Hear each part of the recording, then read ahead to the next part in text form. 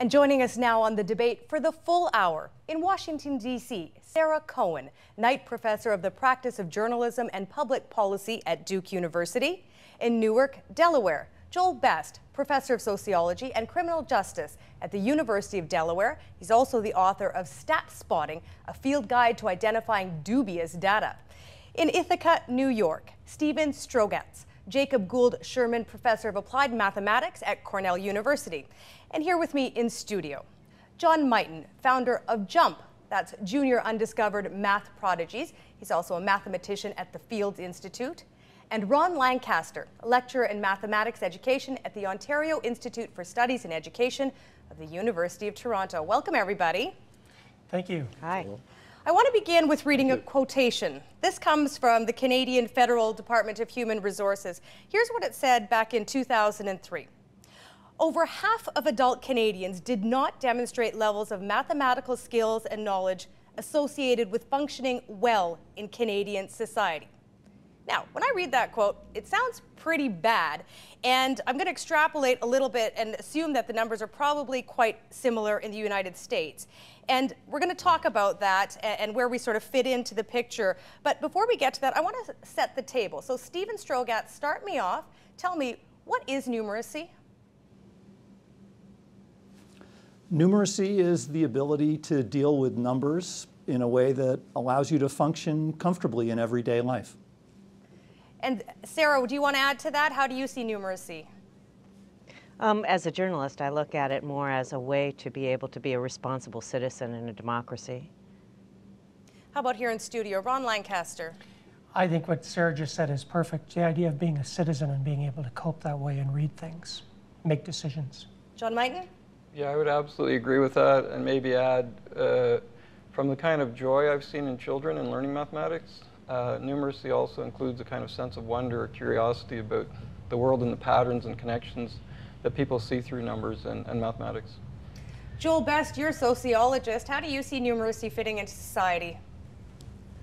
Well, I was very interested in the other answers because notice that they aren't really talking about math skills so much as the way we use math in society. And I think that, I agree with that assessment. I think understanding the place of numbers in our world is at least as important as understanding how to actually do the calculations. I mean, Joel, is there a difference then from numeracy and math? Are we essentially talking about math, though, at the end of the day? No, I don't think we are. I think that we are bombarded with numbers. We live in a big, complicated world, and we need numbers to understand what's going on. We are bombarded with numbers, and people have trouble thinking critically about them. And I think that's the crisis in numeracy, beyond just the need to teach mathematics skills. Stephen Strogatz, you write a column for the New York Times on math. What are you talking about when you talk about numeracy and math? Are they the same thing for you, or how do we delineate the two? To me, they're not at all the same. It's true that math is some understanding of math is required to be numerate, but I see math as so much more than numeracy. I mean, to me, numeracy is like the minimum, in the same way that to be literate means that you can read, but that doesn't mean you have any appreciation of great literature or take any of the pleasure or even ecstasy in the beautiful writing that's available. So for me, I would like to aspire to much more than numeracy in our population and in our students. I would hope that people could have a lifelong love affair with math. Now, I realize that that's not, likely to be the case for many of us, but so at the very minimum, numeracy, but I hope we can go for higher than that. Ron Lancaster. Steve, this is beautiful because this is really something that's missing in our teaching. People get out of high school without any love for the subject and a sense of the beauty. And they should do that. I mean, why not? I think we should aspire to something much higher than what we do. John Mighton, you're a teacher. You and Ron are both teachers. We all learn algebra in high school. Some of us do geometry and calculus and trigonometry and all those words that I remember. When you think of numeracy and as it pertains to what you do, teaching, how does math and numeracy go side by side? Well, I think they're very connected at certain levels. Like, for instance, if you ask adults, like, suppose you've got 4 girls and 5 boys in a town, a ratio of 4 to 5, and you say, what proportion are girls? many adults will say 80% because they just made a fraction of those two numbers. They put 4 over 5, 4/5, that's 80%. But then if you say, well, there's actually more boys than girls, could that be 80%? They don't even think about it because they didn't understand what the part was in the whole. They've got to add the two numbers, then make a fraction. And so if they don't know those very basic things about parts and wholes, they can't begin to deal with the numbers or see their beauty, really. So I agree with the other panelists, but if they don't understand the very basic mathematics and see the sense of it and beauty of it, then they're really at a disadvantage. Ron Lancaster. John, if we went out, your example with proportions, if we went onto the street right now and told people that a dollar US, a US dollar, is worth 75 cents Canadian, and so how much is a Canadian dollar worth? I think we get the answer of $1.25. There's just no fundamental understanding, of the whole issue with proportions and all of that. It's just not there. Stephen, you're chuckling, but I got to admit, we don't need to go out on the streets. We can sit here in studio and ask people like me. I mean, I can't do the math on that. So I mean, Absolutely. You're chuckling, but that's right. I mean, I'm chuckling because what Ron has said and John. I mean, this sort of thing is so true that grade school arithmetic is an issue for so many people. I don't mean to.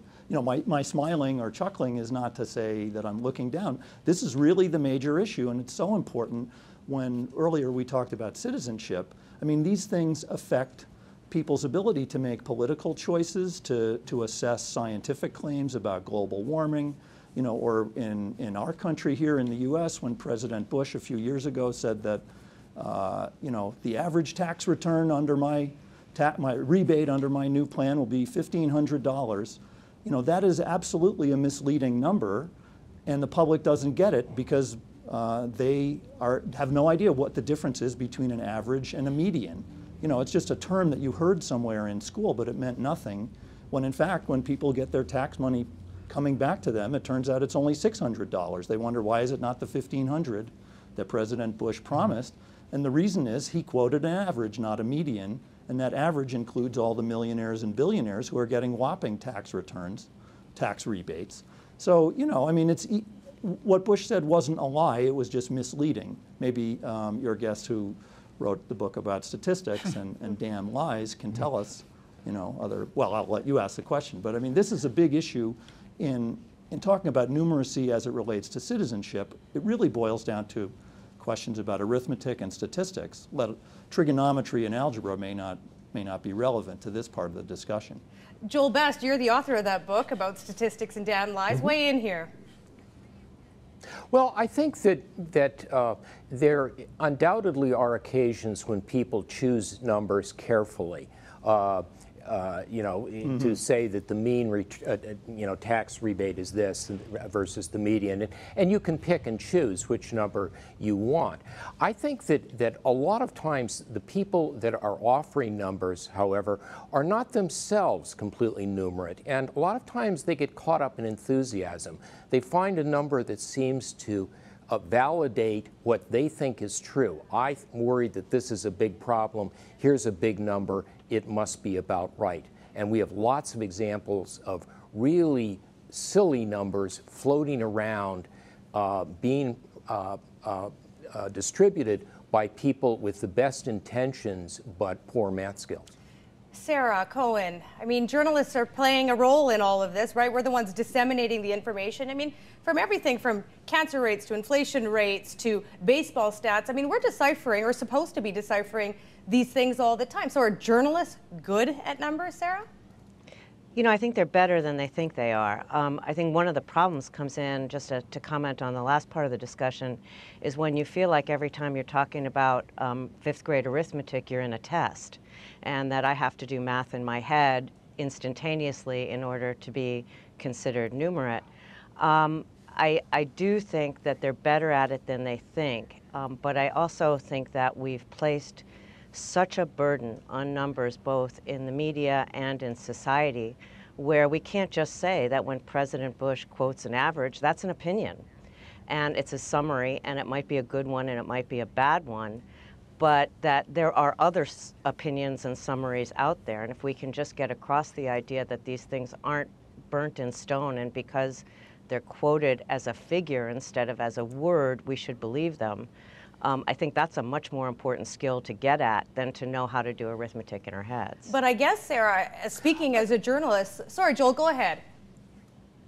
Well, I think that the most important problem with journalism is that once a number is in circulation, it stays in circulation. Years ago, there was a number that got out that 150,000 people die from anorexia annually in the United States.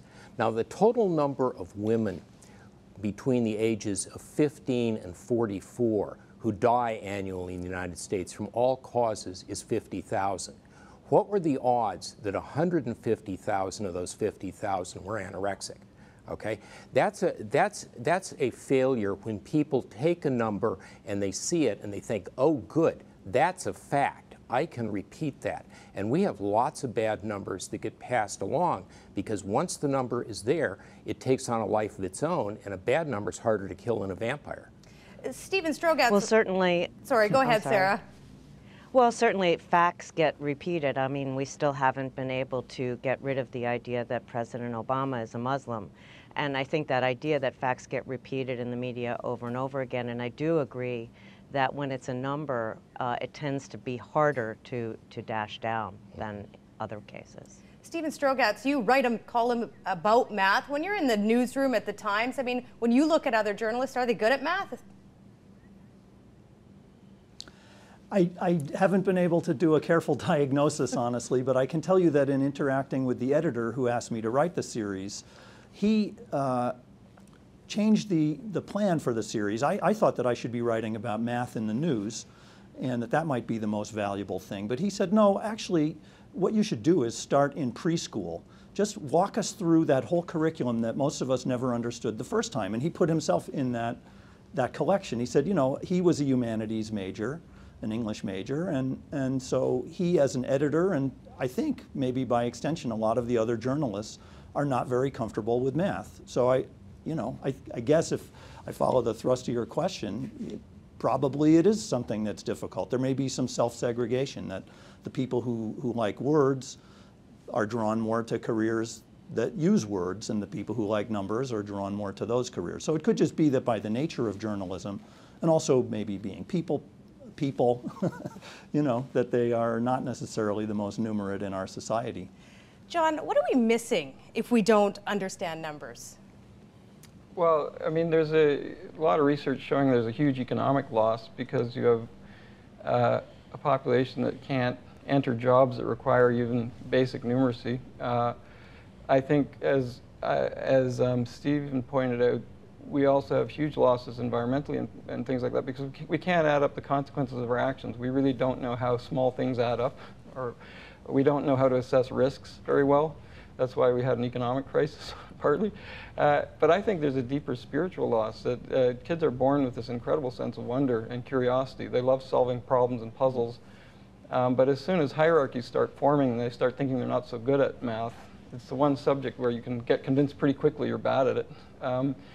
Then they just turn off and they shut off part of their brain or their sense of wonder or connection to nature. And I think that's a huge loss.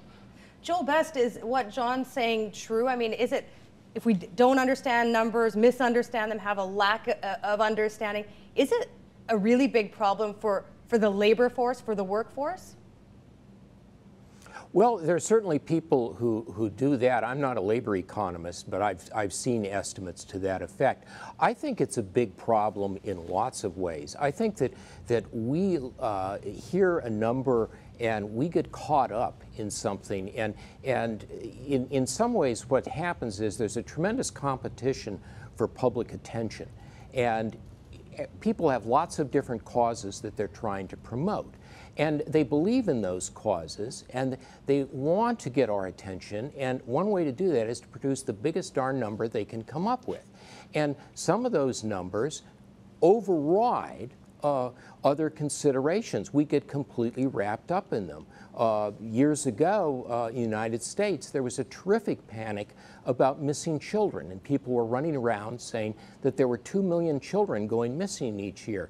Now, at that point, there were about 60 million kids in the United States. That would be one child in every third grade classroom, every fourth grade classroom, and so on. 1 in 30. What were the chances that that was happening? And that was a topic which commanded tremendous attention for years. So I think that we have to be very careful, not just about, preparing people for the workforce, but again, we go back to this theme of preparing them to be good citizens and to think critically about the numbers they receive. Ron Lancaster. I think there's a serious loss here, and I mean, one of them is politically. There's this amazing book that came out by Charles Seif called Proofiness, and it really gets into the issue of these numbers that hang around and the art of deceiving people, using numbers. And I think also that just in our personal lives, there's a loss if we don't have a sense of numeracy. I'll give you an example. I mean, this is beautiful. This is out of the New York Times. And your doctor tells you the reliable studies have shown that taking a certain pill will cut your risk of getting a serious disease in half. So would you take it? Well, of course. But then he adds that the risk is 2% for people who do not take the pill. But your risk will be reduced to 1%. Would you still take it? And what would you do if he told you that only 1 out of every 100 patients who take the drug will actually benefit from it? This article actually talks about the issue that all of these 3 things I said are actually all essentially the same. And yet they did this study and found that just people generally have no clue that these 3 things are saying the same thing. So it's a serious issue. I mean, just in our personal lives and also just in our lives as a citizen. Stephen Strogatz, I want to stick with that theme of civic engagement and the idea of numeracy fitting into there. Pick up from that theme. Well, if you'll forgive me, I did want to react to it, something that was said earlier about the spiritual loss, aside from the loss to citizenship, because I think that's something that, this discussion is often framed in terms of it's important for us as citizens, and it's got a kind of eat your vegetables feeling to it. And I think there's so much more to it than that. That is, it's like not being able to understand music or having no sense of art or things that are beautiful in the world. I realize this may sound impractical, but I actually believe that there's a hunger out there for the beauty in math and the pleasure it brings. And I know it for a fact because when I wrote these columns for the Times, each week they were among the 10 most emailed, week after week. And people would write to me, not just saying that they enjoyed the column, but expressing gratitude, saying that they'd always had some kind of hang up about math, or they felt embarrassed or ashamed of themselves even. And then, yet, they still weren't turned off. If math is presented the right way, people are truly curious about it. So this is, I think, something that's not widely appreciated.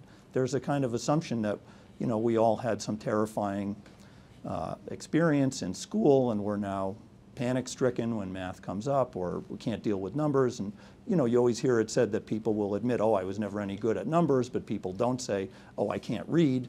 That is, there's this kind of feeling like it's okay to be innumerate, but actually in their heart, people don't like being innumerate, and they're thrilled if we as mathematicians or educators, or maybe as journalists, can help people understand the numbers better. I see a lot of you nodding your head, so I'm going to go to John Mighton and then to you, Sarah. John, go ahead. Well, we would think that kids were stunted if they graduated from school and couldn't see any beauty in a mountain or a star or the visible beauty of the world. But we think it's totally natural if a large portion of those kids don't see any beauty in the invisible structure of the world, the incredible elegance of the universe and the symmetries and connections that are really awe-inspiring and always go beyond our imagination. You get a deep sense of awe from studying mathematics. And that's a right as much as anything. You could say, well, not all kids can. It's like you put a wall around a national park and said only some kids can come in here. That's the assumption we've made about math, that this beauty is only available to some people. And it's not. It's available to every kid from what we've seen. Sarah Cohen, go ahead. Yeah, it's interesting. And we talked about newsrooms, and there's a badge of honor in newsrooms that says, oh, gee, I can't deal with numbers. And what it ends up doing is creating more problems than it's worth. One of the interesting things that I've seen is that there's been a survey of journalists that shows that they are almost exactly the same as the general population in terms of basic math skills, but they like to pretend they're worse than they are at it. And I think that that's a little bit of a danger, because there seems to be something about this idea that there's only one thing you can be good at. So if you're good at dealing with figures, then you must not be a good person reporter, or you must not be a good writer. It's almost like you have to give up one thing to get another, whereas I think the point was made earlier, we don't think we have to give up art to like music, or we don't have to give up English to learn another language. But somehow it seems to be that they feel that will mark them as a better narrative writer or something like that. Joel Best, I want to bring up a graph about recidivism rates of prisoners. It doesn't really matter what the topic of this graph is. We see graphics like this every day in the newspapers. Now, you don't like this particular one. Tell me why not? I think it's pretty cute. It's got handcuffs around a pie chart. I mean... Yeah, except that it's not a pie chart. Oh, this is an example of what... This is what happens when you give people graphics software. There are lots and lots of bad graphs out there. There are websites devoted to bad graphs, and some of them are really hilarious. This one is absolutely incomprehensible. It conveys no information. It, in fact, confuses the person who looks at it, and I think that it is, you know, not all pictures are worth 1,000 words. This one definitely wasn't. I want to raise, I want to go back to something people were saying just a moment ago. I think the interesting thing is the general comfort with batting averages, and even with the earned run average. You know, when people find something that they're interested in, they're quite eager to use math to help them understand it. And we shouldn't overlook that. I think that there are math skills that are employed selectively. I think there are a lot of people who probably couldn't answer some of the riddles we pose, but could explain to you what the batting average or the earned run average are all about. So when math is sexy, we like it. That actually speaks to some video I want to show. I want to show a short video clip. It's an interesting way to explain numbers. Let's roll that. First, an axis for health. Life expectancy, from 25 years to 75 years. And down here, an axis for wealth, income per person, $400,000, $4,000, and $40,000. So down here is poor and sick, and up here is rich and healthy. Okay, so for the folks that aren't here in studio, you can't see that video, but basically it's a presenter, a British presenter, doing something really dynamic and interesting, drawing all kinds of things on the screen with math. I mean, it's a very interesting way, and I have to say, one of the most interesting things about math that I've ever seen was a BBC documentary series about math, and it's because it was visually presented in an interesting way. They spoke to me, you know, in a layperson's terms. So, Stephen, I mean, is this a lesson about how we need to present numbers? I think so, yes. If we could use the right visuals and also the right applications, that is, connections to the real world, people do get fired up. The person that you referred to as the British presenter, that's Hans Rosling, who is actually Swedish, and he's doing a TV show for the BBC that was called The Joy of Statistics. He's incredibly dynamic. I would encourage people to look him up on YouTube or on the web. He makes statistics come alive and connect it to things like global health and all sorts of very important problems, but it doesn't feel like punishment or hard work to listen to him. It's incredibly fascinating. Okay. And I also wanted to react earlier to this question about the handcuff graphic that you showed. I don't know if we can still put it up, but I'd like to make the point about what exactly is so terrible about it, that it is, although it looks like a pie chart, if you look at the numbers in it, you can see that it's very misleading. I mean, the real message of that graphic should be that the recidivism rate is more or less the same for all the different categories. Yeah. They're all in the 60%, or I think there's one in 70%. I don't have it in front of me here, but you know, the message should sort of be, it doesn't really matter what category you're in. It's all more or less 60 or 70% chance you're going back. And the graphic doesn't really show that at all. Okay, Stephen, we now have discerned that I'm not good at math and I'm not good at discerning accents either. So, Sarah, when you hear that kind of video and trying to teach math or numeracy in that sort of dynamic way, that's what's needed? Well, I love that video, and I've seen it before. I don't know that we have to even get that dramatic, though. What I'm seeing a lot, at least in the larger media right now, are some really engaging, great interactive graphics, particularly at the New York Times, but not exclusively there, that are really starting to get people engaged in the idea of what if this happens and what if that happens, and turning math into more of a game for them. And I think that's the next step in at least the mainstream media, is to really look at putting some of the data that they're collecting into games that people can really start engaging with. And that idea of engaging people beyond giving them arithmetic tests is a really good one. John Mighton, let me ask you this. If what Sarah's saying is true, that we need to, for lack of a better word, torque math, or the idea of math, to make it interesting, how come we don't have the same problem with other disciplines and other things we're teaching our kids? We do. Yeah, we do, because I think you know, we don't have a very literate population either, or a population that really appreciates the joys of reading deeply. But math is an unusual subject because it's like a ladder more than any other subject, I think. And if you miss a step, you can't go on. I mean, it's very easy to turn a good student into a bad student almost overnight. And because there's all these myths around ability, you have to be born with ability. As soon as a person starts to become anxious or loses their confidence, then their mind just stops working. So I think math is probably the worst for that. Joel Best, you were saying that we're not good at other things as well, and that math is in a league of its own. No, I think that we constantly see surveys. There was one in the newspaper this morning that talked about how students in the United States don't know American history. We complain that they don't know, they're not economically literate, they're not geographically literate, they're not scientifically literate. And I think that what this is really about is that as we live in a more complicated society, and as more and more of us are going to have to use more and more of our brains to earn a living, the expectations for what people ought to know have been ratcheting upward. And I don't think that math is unique. I think that you know, there are lots of complaints, at least in the United States, about failing schools and so on. And I think a lot of that anxiety has to do with the fact that we sense that the bar gets higher with each generation, and we have higher expectations for our students. Stephen Strogatz, let me ask you this.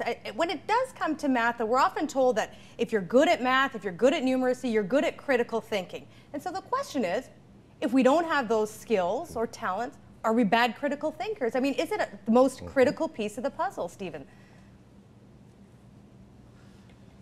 I don't know that I've ever heard that claim before, and I don't think I would really believe it. It feels to me like you could still be a good critical thinker in the way that, let's say, someone who likes philosophy or the law, you know, someone who's good at arguing and picking apart tricky reasoning, finding holes in logic, that kind of person may not be good in math. I mean, I think of my own brother who was a lawyer.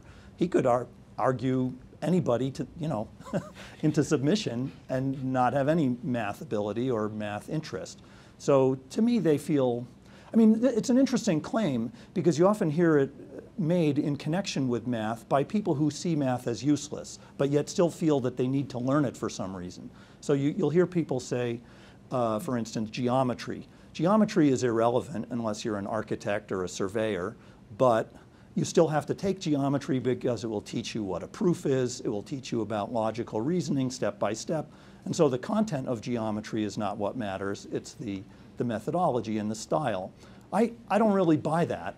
I mean, I don't think that the style of reasoning in geometry is very applicable to many things in everyday life. So to me, critical thinking and math are really not, you know, you could be good at one or the other or both. I don't see them as so intertwined. Joel, do you buy what Stephen's saying? I think that in our world where so many decisions depend upon coming to terms with societal level issues, what you know, what should we do about climate change? What should we think about the crime or the economy or whatever? It's very difficult to think critically about those issues without having some grasp of where numbers come from. You need to be asking yourself, who's counting? How are they counting? Why are they counting? What are they counting? Questions like that. I don't think that it's possible to do much critical thinking about practical as opposed to purely abstract problems without having some grasp of math. Sarah, where do you stand on this one? Mm-hmm.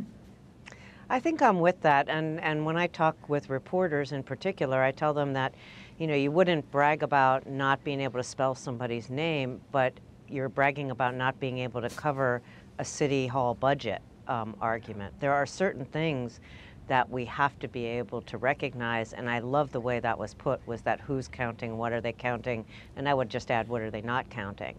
And I think that that is pretty critical to be able to handle the claims that are coming at you every day. Ron Lancaster. You know, I'm just sitting here thinking about other subjects that things aren't going well there either, but I think in math, one of the things that strikes me is that there's a lot of conservative attitudes in the teaching. Next week, I'm actually in Malaysia to speak at a conference about the use of graphing calculators. And so I'm going to be talking about what's going on across Canada. And so I've been looking into this for the last half year. And I'm dismayed to find that just the attitudes towards the use of technology is just all over the map, in spite of the fact that curriculums advocate the use of it. And so there's a real conservative attitude of feeling that, well, shouldn't use that, it's going to hurt students' skills. And yeah, just, I can't imagine doctors being that way, like dismissing any research or dismissing new ideas. But we tend to do that in mathematics. That, you know, whatever we knew 20 or 30 years ago about teaching is still good enough today, you know, teaching. So I do think that there are some central problems in the teaching of mathematics. John. Yeah, I agree with that. And I think to return to Stephen's point, it's not clear sometimes what the benefits of learning proofs in geometry would be, but I think there is something to be said for that kind of argument, and it's actually maybe in a way people wouldn't recognize. Young children, I don't think there's any better arena for teaching young children perseverance, curiosity, the ability to stay on a problem, the faith that if they work at it and are, you know, try and be creative and so on, that they may find an answer or many answers. Because in mathematics, you can always introduce problems in small steps. So kids can take a risk. They can feel it's something that's challenging for them, but they can actually feel safe enough to take that risk.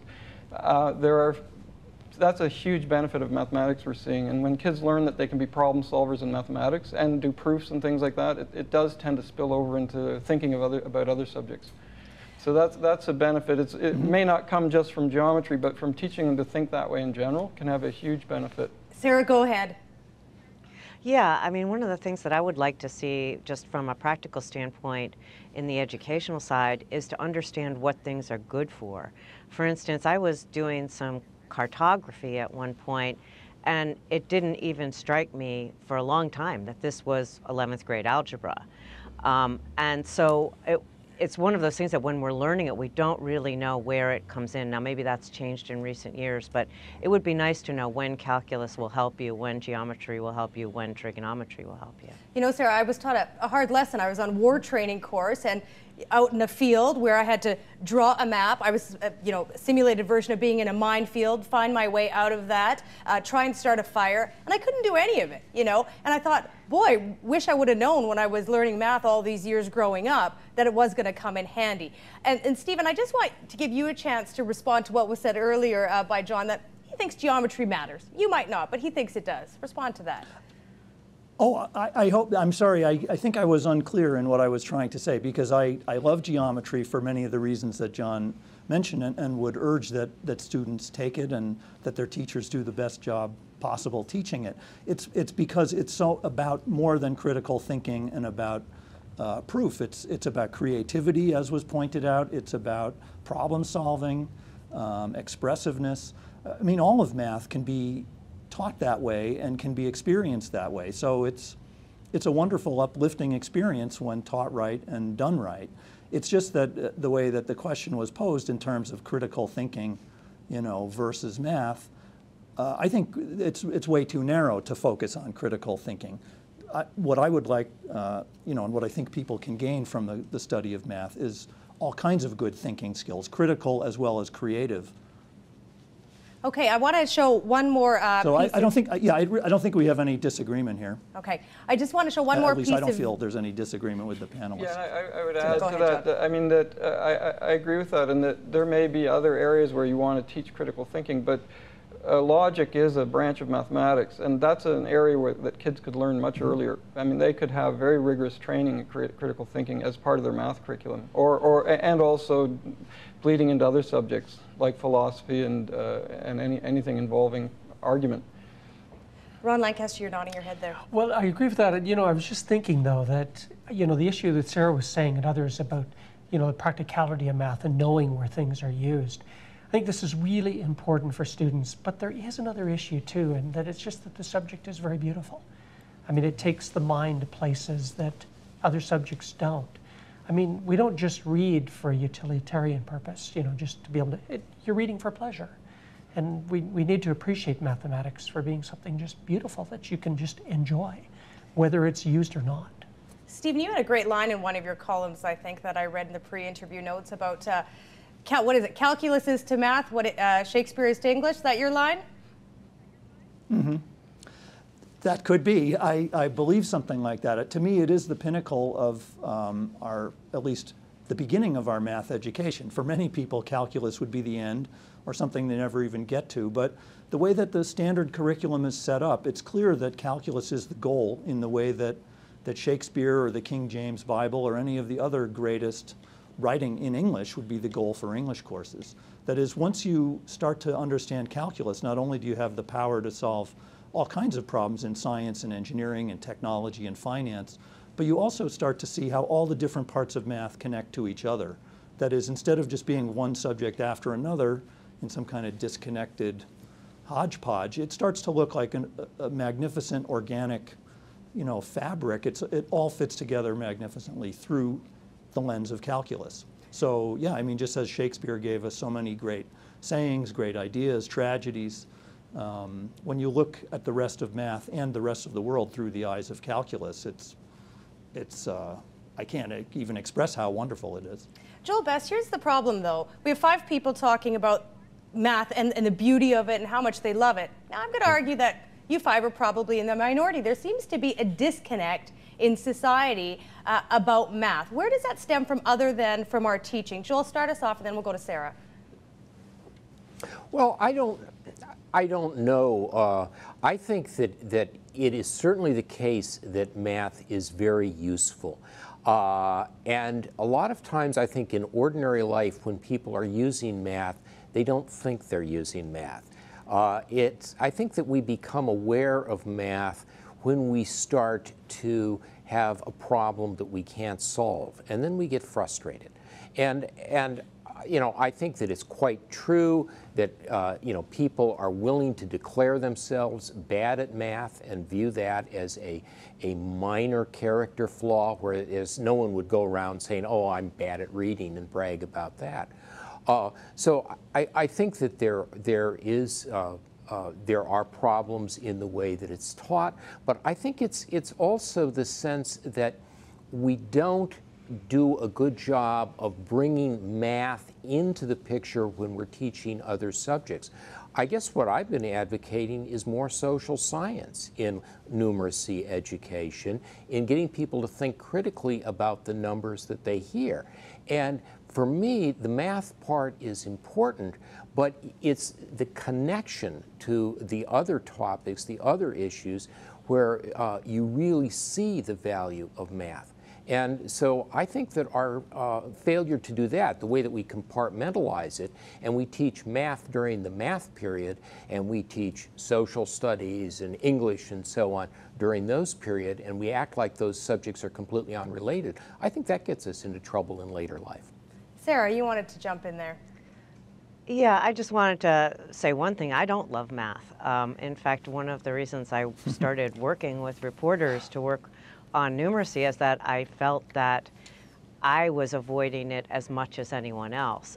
What I think is interesting is I really want to make that distinction between the arithmetic or the critical thinking or the criticism that you have to bring to everyday life versus what is the more interesting part of it that I've never learned well, which is the higher level math, the more abstract part of it, that really is an interesting and fascinating piece of knowledge that I don't think is being taught very well, or at least it wasn't in my day. That's been a long time.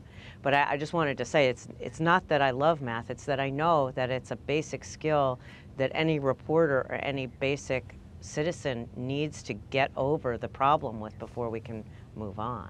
Stephen, you're a prof of math. Go ahead. I really like that comment from Sarah because I think it has big implications for how we teach math and possibly how we would want to reform the teaching of math. That is, it seems like a really good and useful distinction to talk about the math that a person truly needs to be a good citizen and for everyday life, which is not really the curriculum we're currently teaching, versus the math a person would need to become a scientist or engineer or finance, quantitative person or the like. That is, the way things are currently set up, the goal is calculus because it was always that way. That is, the only people taking advanced math were going to become technical people, engineers and scientists.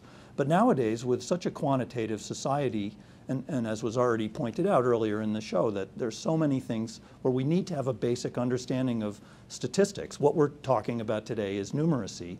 I think we could revamp the curriculum to focus much more on statistics and visualization of data, kind of number savvy. And that's really what most people need. So when Sarah says she doesn't like math, it's this other kind of math that we're talking about that is, by and large, not taught very well. But at the moment, it's the only kind that's available. What we really need is some kind of two-track system where a person can, if they want, focus on quantitative literacy and statistics, the things you need to be a citizen, and the other people going in the technical direction can, in effect, study Shakespeare, the math of calculus and the rest of it. And I wish I could study Shakespeare. I'm not proud of that, but it is something that I was not good at. John Mighton, if we need to revamp... I'm going to blame your teacher. Well, I'm really old, so they were teaching it a different way then. John Mighton, if we need to revamp how we teach math, where do we go? How do we do this? Well, the issue is very complex, so I think there's two things. Teachers are my heroes, absolute heroes, but many will admit to being math phobic. And I've asked thousands of teachers why, when you have a whole number divided by a fraction, you can flip it and multiply it, right? So only a handful have been able to give me a good, simple explanation why that is. And they're stunned when I show them in 5 minutes why it works. Like, they can't believe it's so easy. Now, that's about grade 8 level math. We don't really need to revamp the curriculum. If people had grade 8 math, ratios, percents, integers, all those things, simple algebra, they wouldn't need a lot more if we just taught it really well. Then so I don't think, we just need to look at the myth that only certain kids can learn this, that it's hard for some kids, that explanations have to be hard, that you couldn't possibly understand why you'd flip and multiply. That's one thing we need to address. The second is, I don't think we'd ever say that some people will choose not to love reading. They'll go into they'll use reading only for technical things and very practical things. Other people will learn to really love reading. We don't make that assumption because we assume everyone can learn to love reading. Well, I think it's the same with math. That all our debates are based on the assumption that there's a natural hierarchy in abilities in mathematics and only certain kids could ever go into more advanced algebra or calculus. Whereas from the data I've been seeing, it's almost accessible to every kid virtually. So, Ron, is a revamp needed? Well, one of the issues that's really complicated is the teaching of it. I mean, I've been a high school teacher for many years, but at the elementary level, you have lots of people who are wonderful.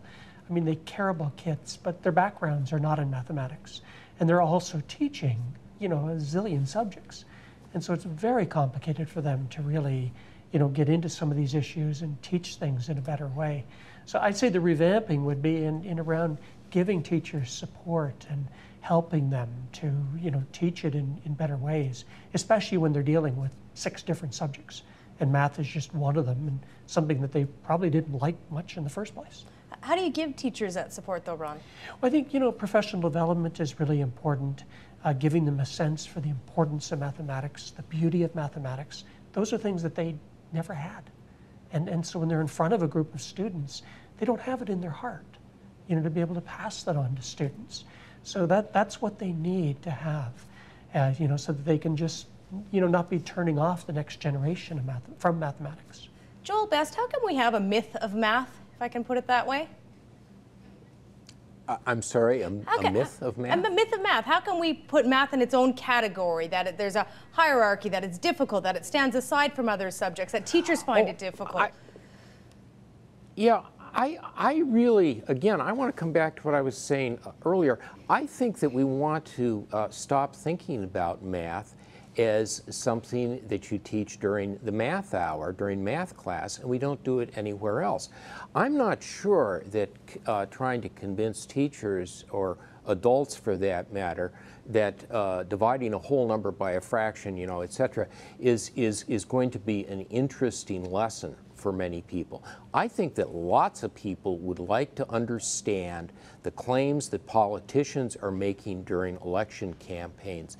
They'd like to understand what they ought to do to live longer and what the risks are of different kinds of activities. They'd like to understand a lot of very practical stuff that requires math skills. And I think what we ought to be doing is focusing not so much on that abstract stuff as on bringing the utility of math to bear on becoming a more critical thinker about all the different aspects in society. Stephen, is that what needs to be done in your opinion? I completely agree with that. That's what I meant by one of my two tracks, that there should be a track. I'm not saying that, I'm sensitive to this question about hierarchy. I don't know which students would want to be in which track. That's a complicated and important question. But I think right now, by default, we're only offering one track, which is there's this fake presumption that everyone's going to be an engineer or a scientist. And no one would, if you say it like that, it sounds ridiculous. We know that's not true, yet that's the curriculum that we're offering. We need to have a high school or elementary school curriculum that is also tuned into this other track that I think it was Joel was just saying, teaches about, it's not just about detecting phony politicians, but also you need to understand about credit card interest rates. You need to be able to think about, little kids aren't going to worry about mortgages, but at some point, we need to have just a good number sense about the kinds of numbers that come up in our real life. And we don't really spend much time on that now. And I think that would be interesting to people, and it could be extended throughout the curriculum. It would be part of, geography and social science and everything. It's all got that kind of math in it.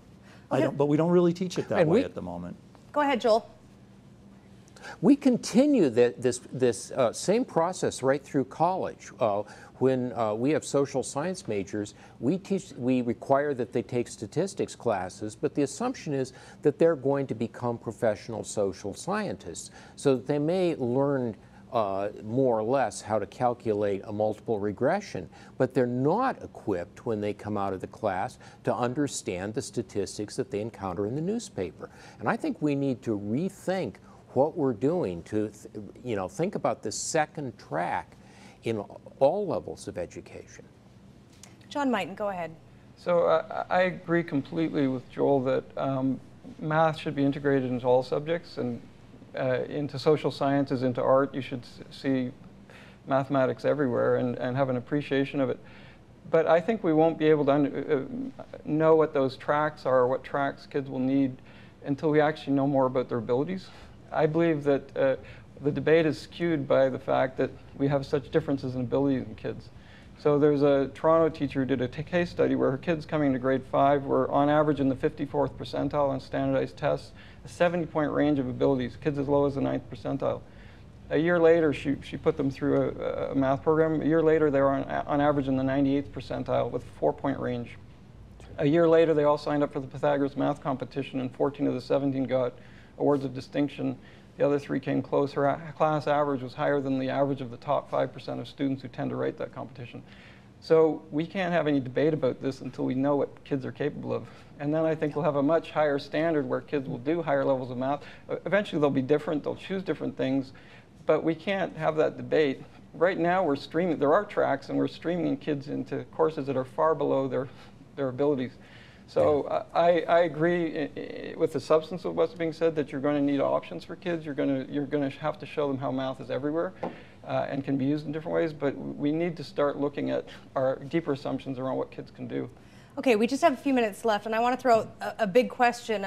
Hopefully we'll get everyone a chance to chime in here. But we talked about kids and what might need to change in the educational system, but I'm wondering, what do we need to change to increase numeracy among adults? Sarah, why don't you start us off? Yeah, I think that actually those of us who work in journalism really need to do a better job of choosing the figures that we use and describing what we've chosen not to use in our stories. I like this idea of math being built into every subject, and one of the ways that we can help adults improve is going back to this idea that most adults have at least one or two things in math that they're good at. You might be a chef and be able to convert quantities really easily. You might be a shopper who likes to go on sale. You might be a sports fan. And if we can start convincing people that they do use this and they're things that they like, then they might be able to get beyond it in the rest of their world. Ron, go ahead. You know, for adults, I think one of the things that they could do is just, you know, go into a bookstore, go online, and just look for some books that would actually help them to get a better sense of mathematics. The Housekeeper and the Professor is a beautiful book that has mathematics integrated into it. Proofiness. Stephen Strogatz has a book called The Calculus of Friendship. There's lots of books out there, and if people are willing to kind of step out of the usual books they read, they could really do themselves a favor by connecting to mathematics. Stephen, in addition to reading your book, what else can we do to increase numeracy amongst adults? Well, possibly we can make things more available through the internet or through other media, through newspapers that hit people where they live. That is, math comes into entertainment. I mean, I'm very encouraged by the fact that the TV show Numbers shows math in a positive light. You know, for a long time, movies portrayed mathematicians as usually having one or another psychiatric disorder, but it's at least encouraging to finally see some shows that, you know, show math in the service of crime solving. And I think we had an image problem for a long time, and things seem to be improving. Joel Best, I'm going to give you the last word. You got about 60 seconds, which is 1 minute by my calculation. Go ahead. Oh boy, what they all said. I think that you know, again, it's a big world, it's a complicated world. You can't make your way around it without having math. Show people how useful it is, how frequently it's going to be useful for them. They'll figure it out for themselves. Well, that's all the time we have for tonight's debate. I want to thank all 5 of you for a great conversation. Joel Best joining us from the University of Delaware. Sarah Cohen from Duke University. Stephen Strogatz joined us from Cornell University. And here in studio, Ron Lancaster from OISE, as well as John Mighton, who's the founder of the math numeracy program, JUMP.